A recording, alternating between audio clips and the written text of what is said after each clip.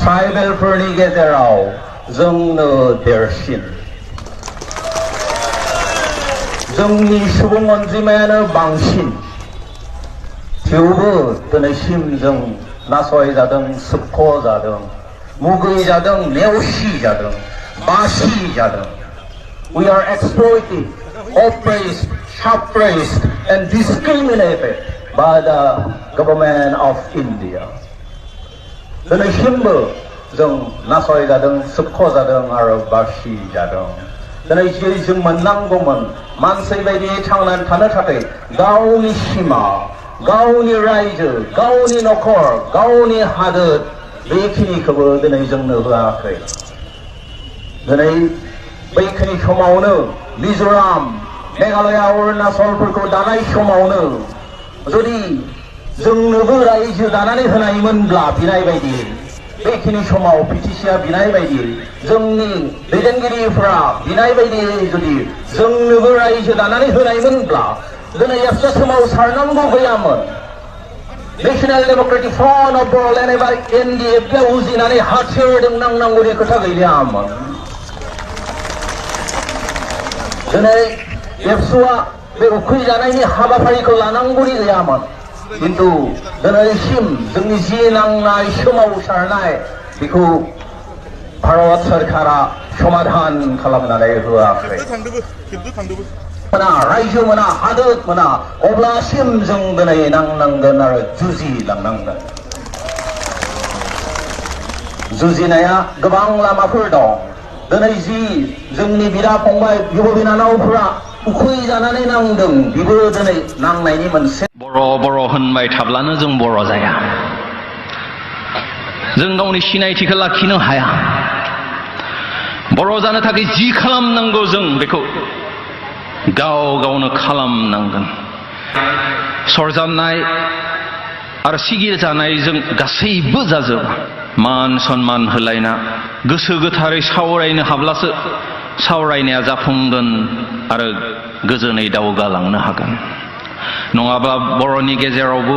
Adolf हिटलारफोर बायदि मानसि जोनोम मोननाया जेबो गेदेर बाथ्रा जानाय नङा बर'नि जि हारि बायदियै थांनानै थानायनि जुजिनाय आरो दावहा बेखौ माब्लाबाबो सिगिनानै आरो गावथारनानै बुथारनानै फोजोबनो हानाय नङा जोंनि हास्थायनाय आरो नाजानायखौसो खोनाथों आरो गोसो होथों होनना जुजिदों आरो नांदों सोलायनाय आरो गुरस्लायनायानोल' सैथो जोंबो गोसो खालामोब्ला सोलायनो आरो गुरस्लायनो हायो खौसे आखाइ मिलायोब्ला जोंबो जोंनि खाफाल आरो इयुनखौ सोलायनो हायो गुरस्लाय होनो हायो क्लासखौबो जों दानि बायदि इलेक्ट्रिसिटिजों फरायनो मोनाखै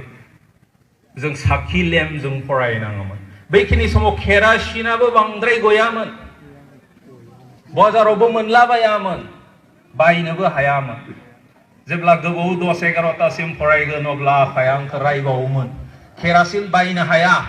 मानो दासिम फरायबाय थादों लेमा खोमोरदो उन्दुदो होननानै बुङोमोन बेनिखाय फरायनोबो हायामोन थेवबो आं मेट्रिकखौ माहाथाम माइनि नारायाव दुब्लियाव फरायनानै पास जादों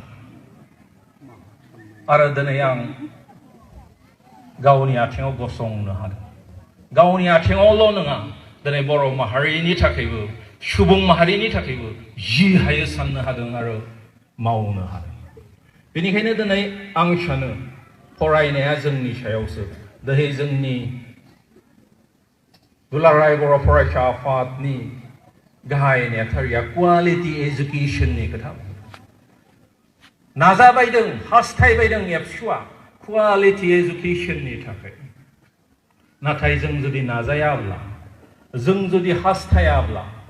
दिनै एबसुआ नाजानानै मा खालामो बोरै जानो बेनिखायनो जों दिनै नाजानो नांगोन जों दिनै हास्थायनो नांगोन फरायब्लानो हायो जायफ्रा डिस्टिंसन मोनदों जायफ्रा स्टेन्ड खालामदों फार्स्ट स्टेन्ड टपआव थांदों दिनै जों बिसोरखौ सोङोब्ला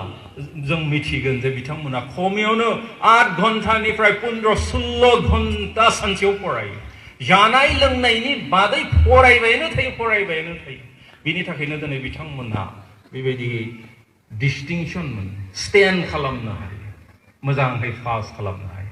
नाथाय जोंनि गेजेराव खै घन्टा फरायो दिनै बेयाव बेसेबां स्टुडेन्टस दङ सोरबा दैलि 4 आवार्स फरायो होननानै सिखारनो हागोन नामा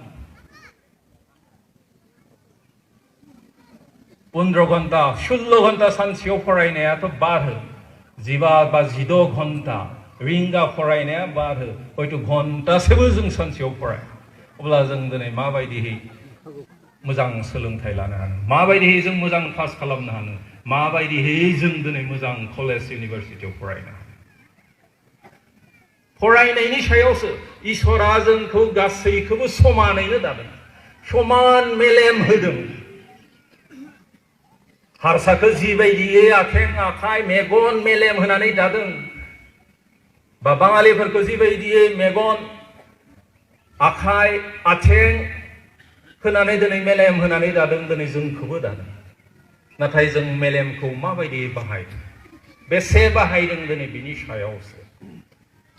जेरै सेखा गंसेखौ गारना दोनब्ला मेलेम जेरै मामर अरो बेबायदिनो जोंबो जुदि जोंनि मेलेमखौ गारनानै दोनोब्ला दिनै बेबायदिनो मेलेमलाबो बुदुला जालाङो सार्फ नङा टेलेन्ट गैया जालाङो बेनिखायनो जों दिनै मेलेमखौ जेसेनो बाहायगोन बेसेनो सार्फ जागोन मेलेमाव लायनो माने हाजार बिजार लाख लाख दिनै सेल दं रोदा फिसा फिसाफोर दं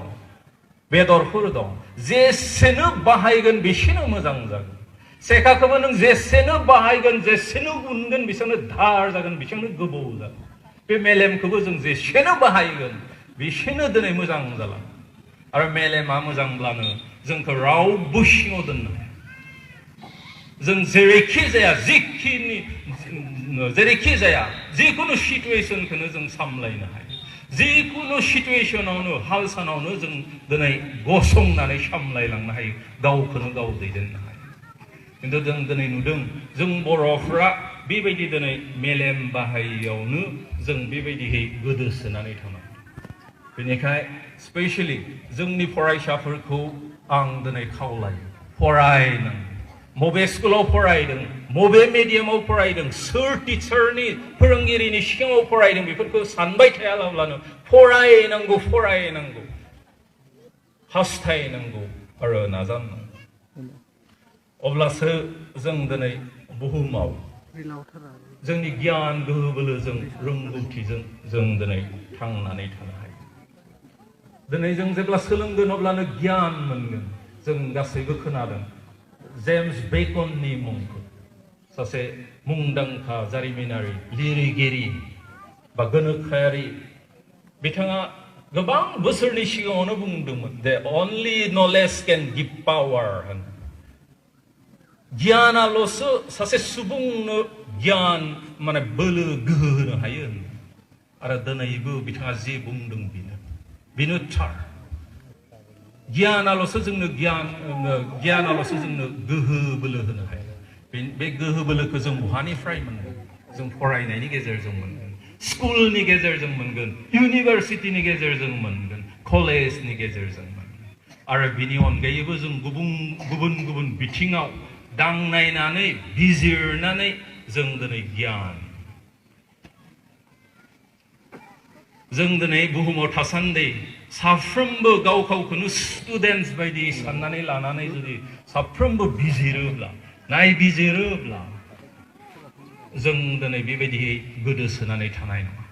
जोंबो दिनै रोंलांगोन जोंबो दिनै गियान मोनगोन आरो बे गियानानो जोंनो गोहो बोलो होगोन जेब्ला जोंहा गियान थागोन अब्ला मानसिफोरा नोंखौ आंखौ नागिरनानै फैनांगोन नेवसिनो हाया मुगैनो हाया सोबख'नो आरो नासयनो हाया नागिरनानैसो फैनांगोन आरो नोंनि आंनि गियानखौ लानानै खामानि मावनो बेनिखायनो आं सानो जों गासैबो दिनै गावखौनो गाव स्टुडेन्टस होननानै साननानै जों दिनै फरायनांगोन बिजिरनांगोन गोरों गोराफोरनि खाथियाव थांनानै सुबुरन्थाइ एबा एडभाइस लानो थांब्लाबो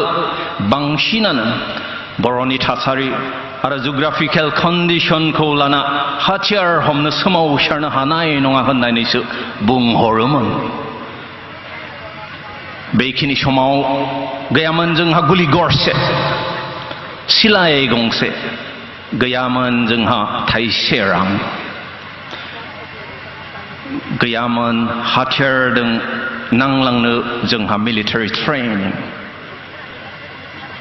मा राहा लामाजों दावगागोन जों जेबो मिन्थियामोन नाथाय नेशनेलिस्ट ससियलिस्ट काउन्सिल अफ नागालेण्डनि एबा NACNनि हेफाजाब आरो मददाव जोंनि मेगना लासै लासै गेवलाङो खोमसिनि गेजेरावबो नुजाथियो स्रां 1989 मायथाइनि अक्ट'बर दानाव NACNनिफ्राय सेकेन्ड लेफ्टेनेन्ट तामरैपाम शाजिं वामपाम लेन्स कर्परेल स्टोन मोना जोंनो मिलिटारि ट्रेनिंखौ होफैयो